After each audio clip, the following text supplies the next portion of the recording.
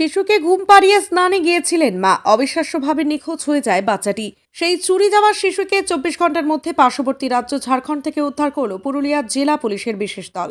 কেন্দা থানার পুলিশ সূত্রে জানা যায়, কেন্দা থানার পুনুরা গ্রাম থেকে একটি শিশু নিখোঁজ হয়ে যায়। কেন্দা পুলিশ বিষয়টি জানতে পেরে তৎক্ষণাৎ তদন্তে নামে এবং এডিশনাল এসপি অপারেশন যোধাওয়ার অবিনাশ ভীমরাও, মানবাজার এসডিপিও বরুণ বৈদ্য ও কেন্দা থানার ওসি শুভজিৎ নন্দীর নেতৃত্বে বিশেষ টিম ঝাড়খণ্ডের চন্দন কেয়ারির বারোমেশা এলাকা থেকে শিশুটিকে উদ্ধার করে। পরবর্তীকালে পুরুলিয়া দেবেন মাহাতো সদর হাসপাতালে শিশু বিভাগে ভর্তি করা হয় শিশুটিকে। এই ঘটনায় হরেন গড়াই ও সৃষ্টিধর গড়াই নামে দুই ব্যক্তিকে সেদিন রাতেই বোকারো জেলা থেকে গ্রেপ্তার করা হয়।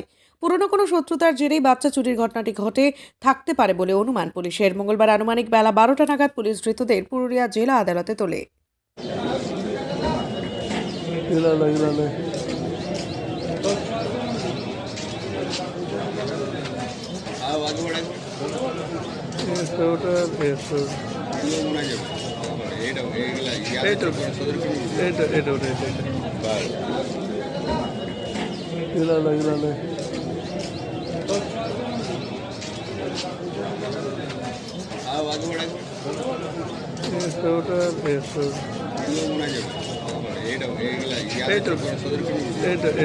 এটা